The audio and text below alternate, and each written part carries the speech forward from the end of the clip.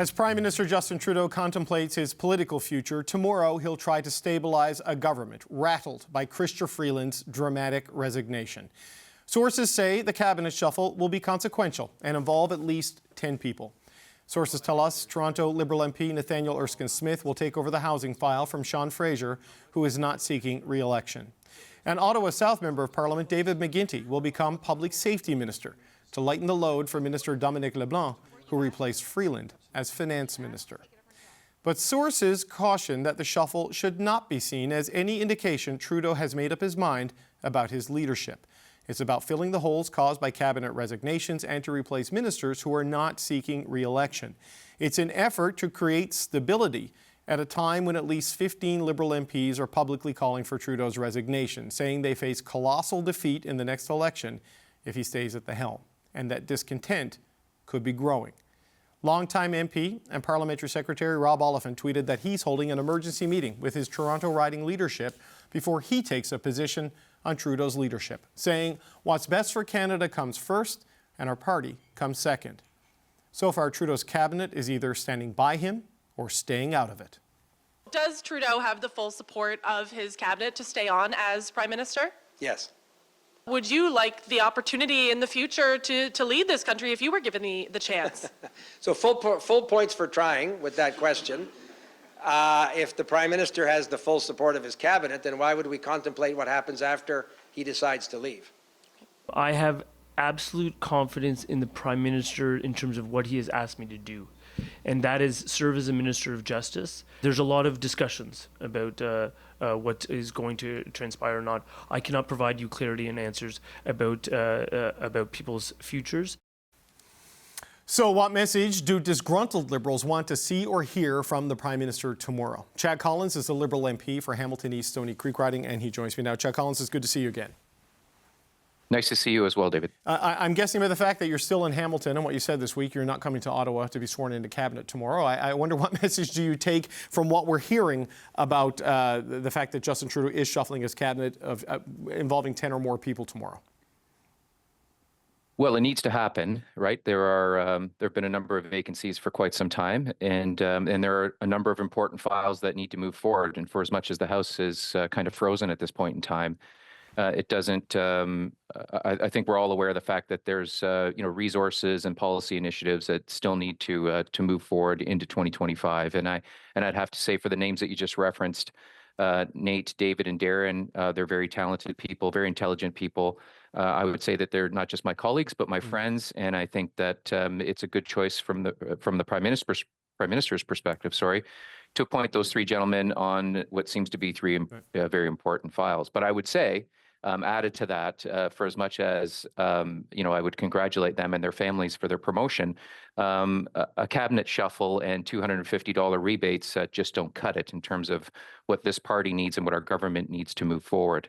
And it still doesn't address the whole issue in terms of where we are in the polls. It still doesn't address the issues that many have questioned in terms of his leadership. And I would say that, one thing left out of the conversation that we had last time, David, is that the team around him, I think, is a problem. He's getting advice from someone, and it's not good advice. Okay, so just we reported Nate Erskine-Smith and David McGuinty. I was saying to you just before the show started when we were testing our line, we're hearing Darren Fisher. We haven't officially confirmed that. We're hearing Darren Fisher from Dartmouth Cole Harbour might be going into cabinet to replace Sean Fraser as the Nova Scotia representative. So that would be the third person you mentioned. But there is a sensitivity, Chad Collins, around with people around the Prime Minister, that people may interpret this shuffle as a sign that he's maybe building out his loyal base inside the caucus by adding more people to cabinet and trying to secure his leadership. And they're cautioning that that's not necessarily the case. He's still reflecting on what he's going to do.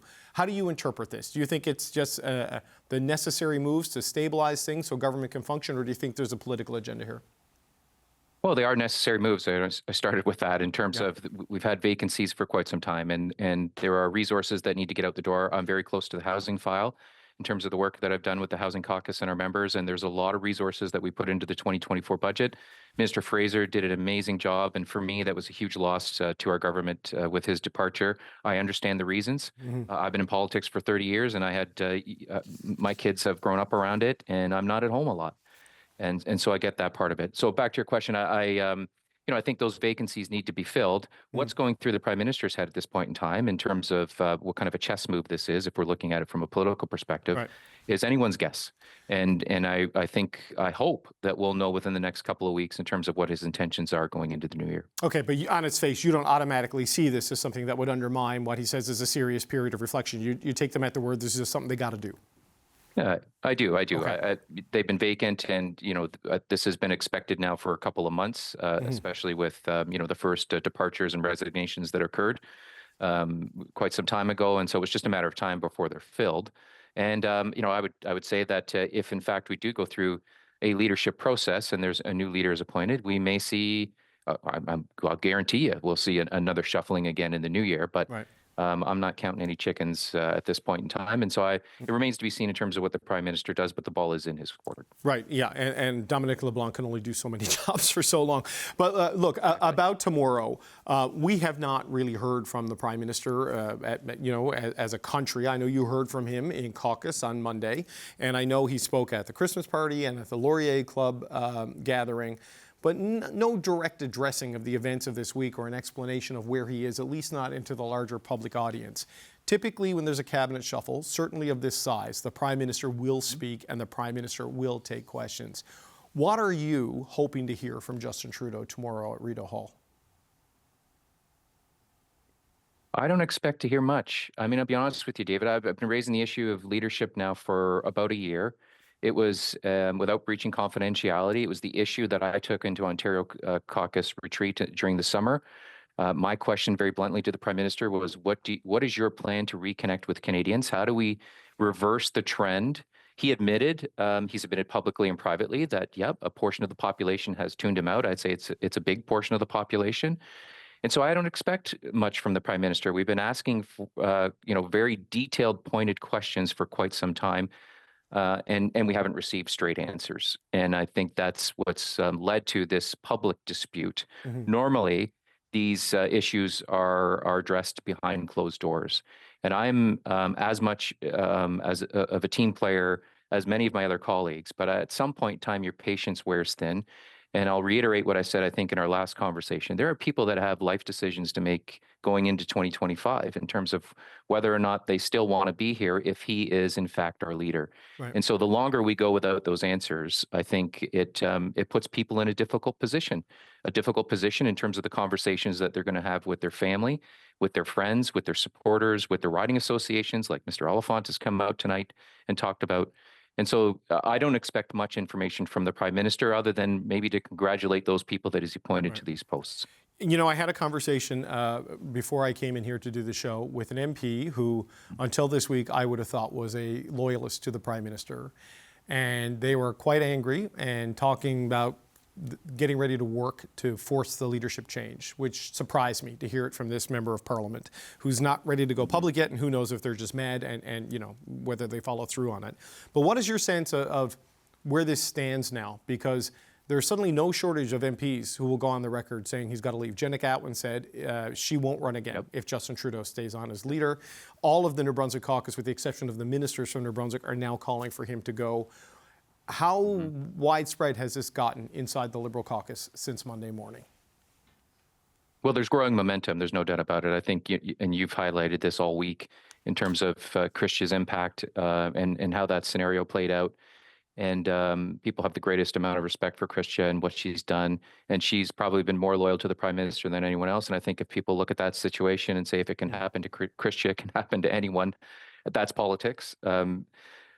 I would say that there's a growing chorus of people behind the scenes, and all we can do is have conversations and try to encourage those people when they feel comfortable to come out and have that conversation in a very an open and public way and transparent way. I think a lot of people right now, just as Mr. Oliphant is doing this evening, are checking with their riding association. They're checking with their family and friends to say, look, if I make this statement publicly, are you still with me, sort of thing.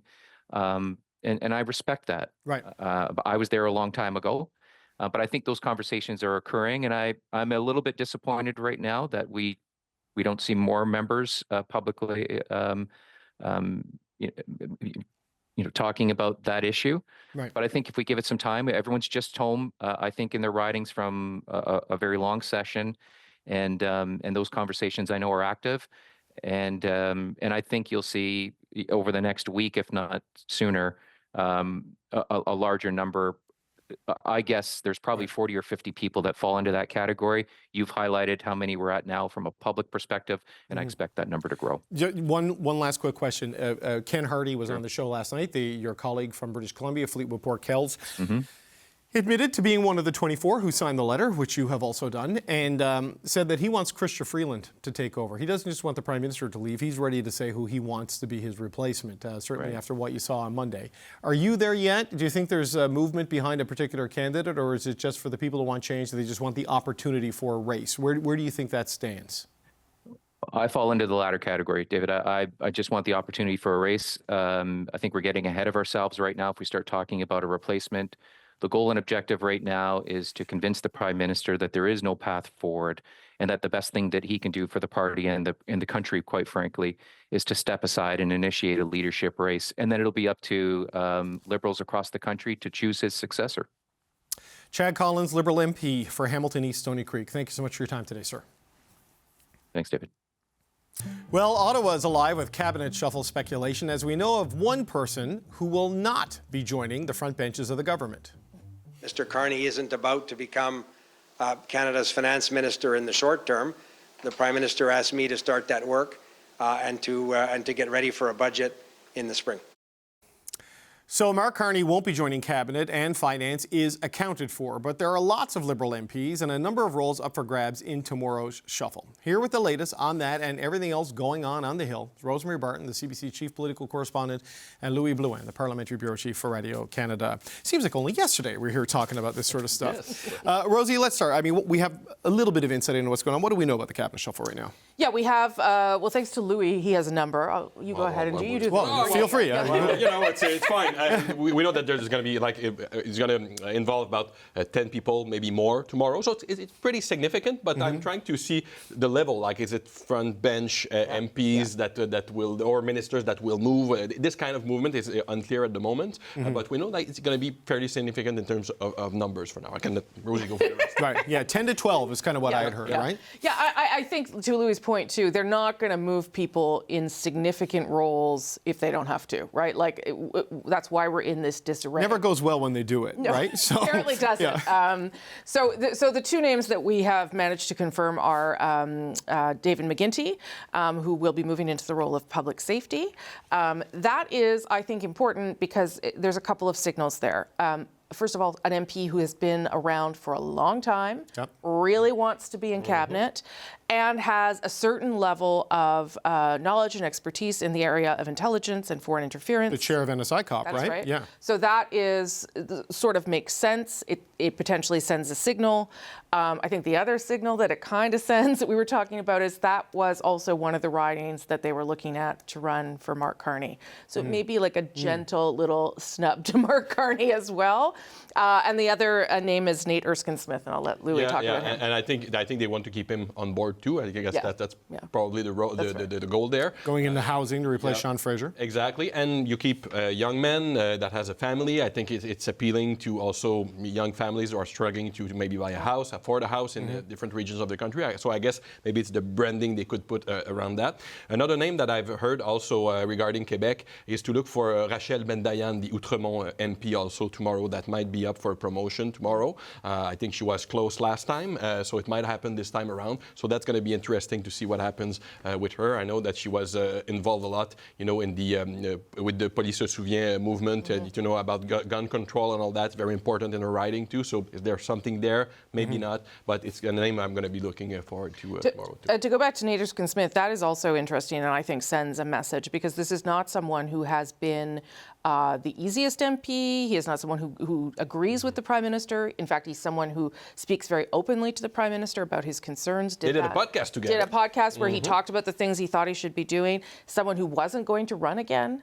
He's now apparently agreed to run again. Well, if you want to get in cabinet, you right? have to. You kind of have to say, I'm going to run again too. Can I just touch on that for a second? Because the podcast interview the Prime Minister did with Nate Erskine-Smith was a flashpoint for a lot of people in caucus and people who work for the party, because they thought it was not a useful exercise, shall we say, in terms of things. And going back to the fact that Erskine-Smith, we always appreciate MPs who speak their minds and talk to media and are open about it. Not everybody in the caucus does. And others who have been more, I don't want to say obedient, but you know what I mean, more as team players are kind of resentful. But maybe the PM wants to send a signal that he's willing to listen to criticism and people who have different views than his, and that could be the signal also he wants to send with. Or things are so bad in Toronto they need to hold on to beaches, right? That could be also that. Yeah, I mean, I think we've been talking in the newsroom all day about this, right? This is in many ways the most challenging cabinet shuffle he's ever done, because he cannot upset people further,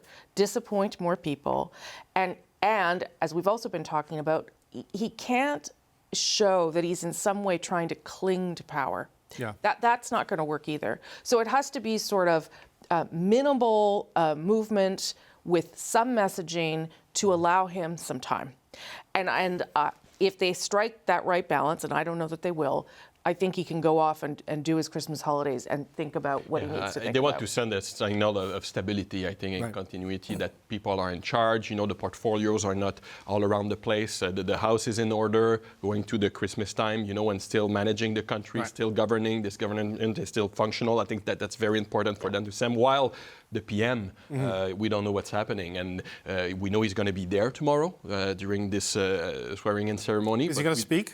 With that, we don't know. And he haven't spoken directly to Canadians since the beginning of the week. He spoke to donators of the LPC. He spoke with some of his staff in the Christmas party. But now will he have something to say to Canadians? It is not a guarantee that he will speak. Well, that would be remarkable. So one bit of information I have, we know that Sean Fraser started this week, by saying he wasn't running again and will be leaving cabinet in the shuffle. So there needs to be a Nova Scotia minister. The information I have is it's probably going to be Darren Fisher, who's the MP for Dartmouth Cole Harbour. So watch for that, where he's going to go in. But just to go back to the Prime Minister, like Louis, he's been meeting with a lot of people this week, talking to a lot of people looking for advice, talking to cabinet ministers, talking to former cabinet ministers, talking to former staffers and advisors. Do we know where he is at in this process? I've been told this has affected him more than any of the other challenges, and it could go in any direction. Do you know what ministers are saying to him, people are saying to him? I have opposite versions that comes to me. What I know is that he's been meeting with ministers one-on-one, a few ministers one-on-one without staff, and get, I want to hear the truth. I want to hear the real things. I know that at least one minister told him that he has no option and that he should go. Cordial conversation, that he was listening. Some other contacts say, I feel he's staying. He wants to stay. There's different versions. Maybe it's the perception of the people we talk to from their point of view. It's an ink blot test, right? But I think everybody wants to give him time to think about it. I think there's no emergency like now to do this. I don't know what Rosie thinks about it, but I think they want to see what's happening and maybe give him the if he is to go out, maybe do it with dignity and on his own terms and plan it if he wants to do it. But for now, I get contradictory version. But what I wonder really is how many ministers maybe told him to go, and if he does not, can some ministers in January decide that, I'm not on this boat anymore? It's going to be interesting. Rosie, what's your sense? Yeah, the same thing, that people are encouraging him to take the time, to not make an emotional decision, to not make an immediate decision, to think about things. I would characterize, we don't really know, we're not in the room, but from the things that we're hearing, I would characterize it as he's looking for a way to stay. That's what he's looking for right now. Is there a path? Yeah. That's the question he keeps asking people. Yeah. Show me the path. What's the path? Yeah. Is there a way to stay? And I think it's very difficult this week for him probably to get to a decision, because it's been a week, right? It's very emotional. It's very emotional. I think tomorrow is another part of that, and I do think caucus members, even the ones who don't want him there, I do think that there is a certain amount of respect for what he's done, sure, and an understanding that he will be allowed some time. Now, if he takes the time and he comes back and he doesn't have the answer that they want, then I think we're into a different gear entirely. And again, I would just reiterate that the Donald Trump threat, I think, is really what is also galvanizing this in a different way than it did before. Internally with the PM, you mean, or with the caucus? With the caucus, but I think there's no way he's not also thinking about that. Now, maybe the conclusion he'll come to is, I am the best person to take on Donald Trump.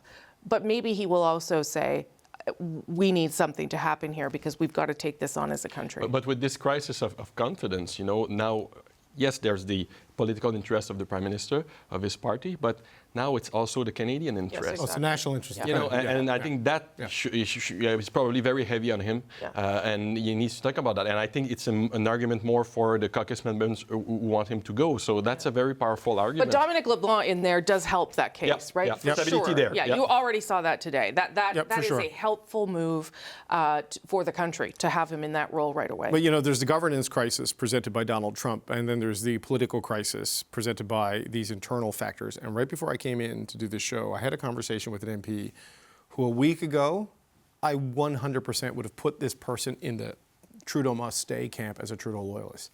Not now, not after Monday, not with what people are hearing about the cabinet, in terms of who's in, who's out. And this, I know, Rosie, was a concern people around the Prime Minister had, is that once they fill these spots, Sean Casey said this on the show, the promise of a cabinet post has kept people quiet. That promise goes away tomorrow if you don't get it, and people will stop being quiet. And this MP sounds like there are others, because they've sent me other names and other numbers. It seems like more people are going to come out. There's a lot of careers and egos on the line here, and that's a very difficult thing to manage on a good day. And we are on the worst day of Justin Trudeau's But I always come back to the question, are these people ready to leave the caucus? Yeah. Because that would be their ultimate weapon if they really wanted him to go. Or leave cabinet. Or leave cabinet, and that's not there. Or just not run again. I mean, we have heard the way some of these cabinet conversations were handled, people giving indications maybe they're in and then last minute being kind of told they were out. There's an anger and a frustration out there. Because let's face it, they've not been on the best political management foot this week, right? So cabinet shuffles always seem to cause some problems. Maybe this one too. I really hope we do hear from the Prime Minister. I hope he takes some questions. I've got about 100 of them. Yeah, I do too. But we'll be here covering it live.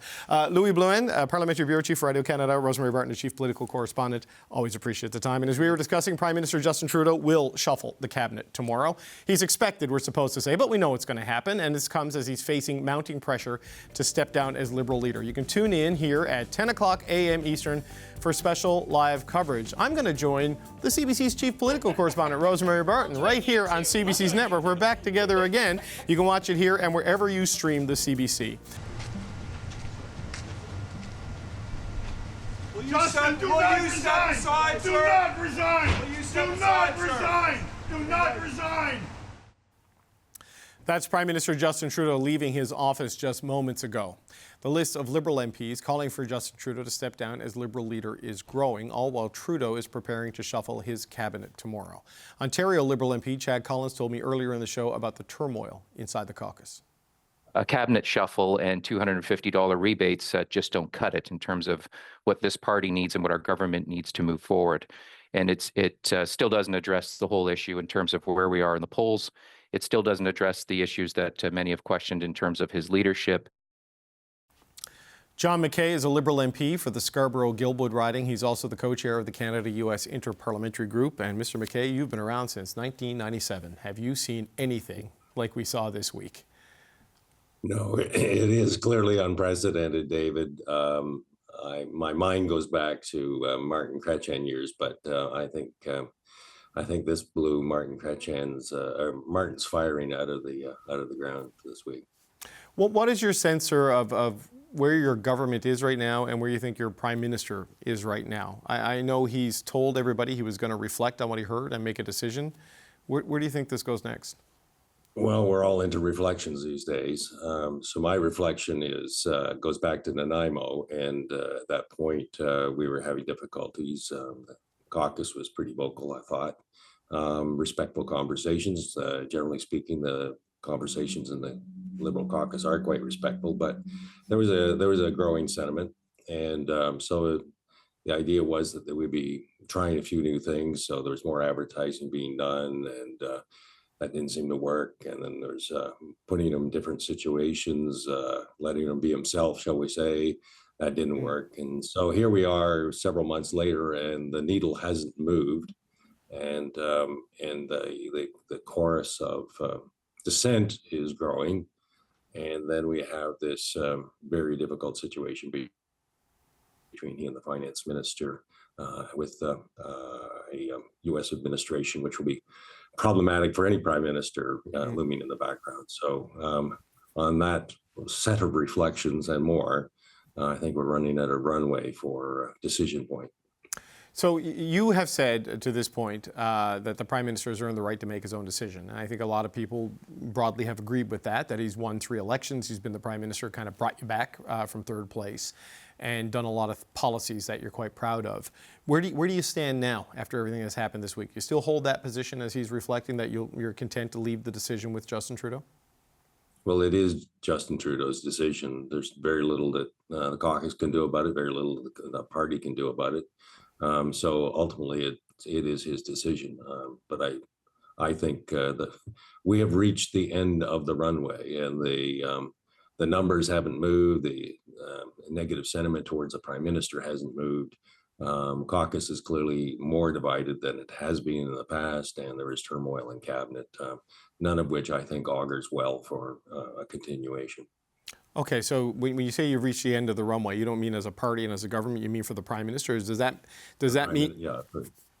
Does that mean you think he should step down? He has to make the decision, like just a definitive decision. I'm in or I'm out, and this has to come sooner rather than later. It sounds like I don't want to put words in your mouth, but I just want to make sure I'm interpreting you correctly. I mean, it sounds... A journalist putting words in a politician's mouth. Well, look, I have been misrepresented myself, so I'm very sensitive to it. But it sounds to me like you're saying, yeah, it's his choice, but you think he should go because there's no coming back. Am I understanding you correctly? Yeah, I just don't see the way back. I don't, as I say, we've run out of the runway. Things have not changed. We are where we are at the polls, and we've got the added dynamic of more people in caucus being upset.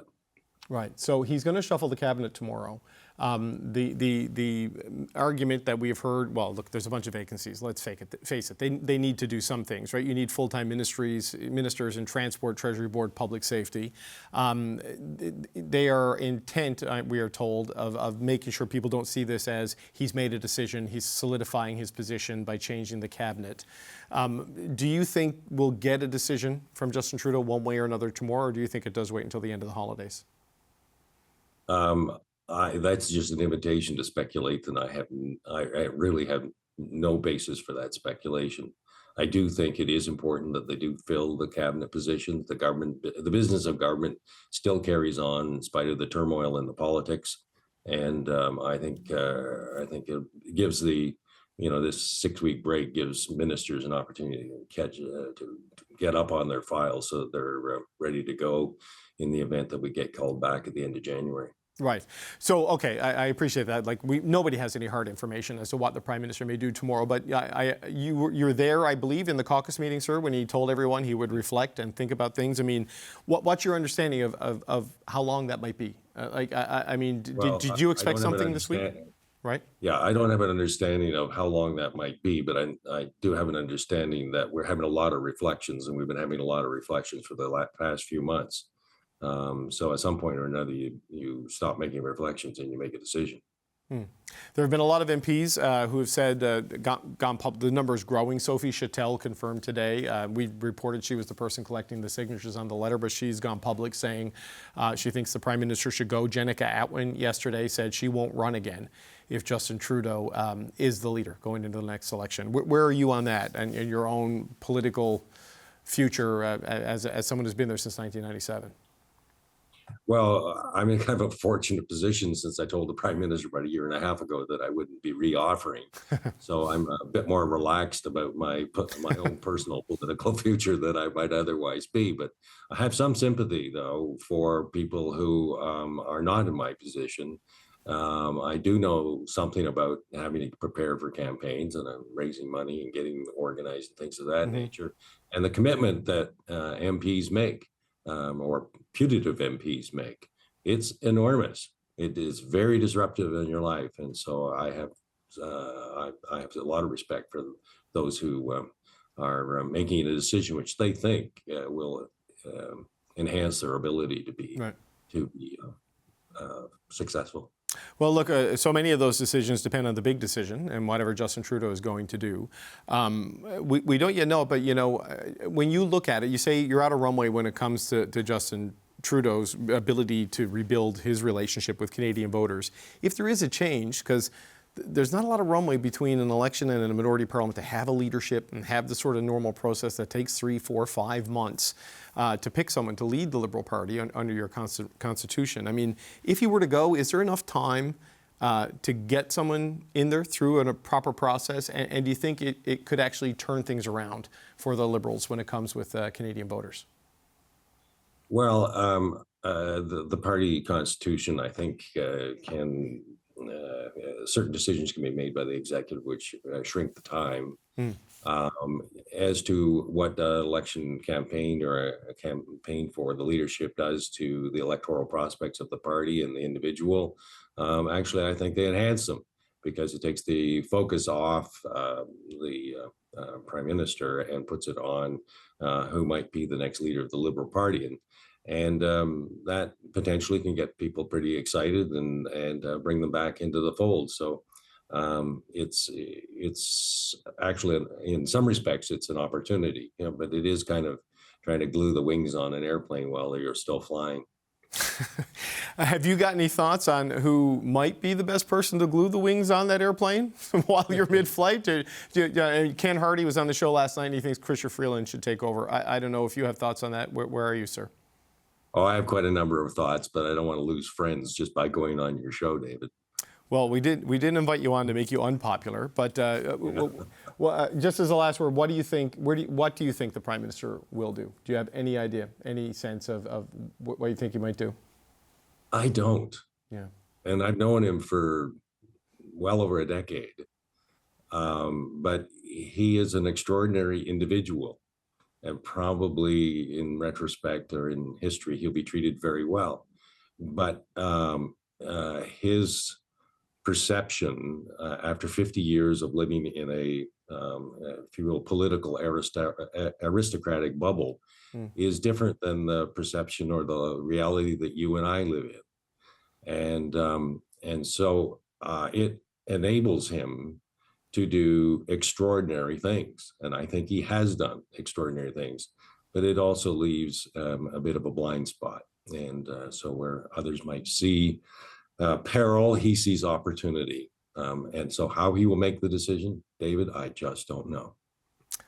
Liberal MP John McKay, I appreciate your time. I appreciate your candor. Thank you so much for being here today. Thank you, David, and Merry Christmas. You too, sir. Have a good holiday.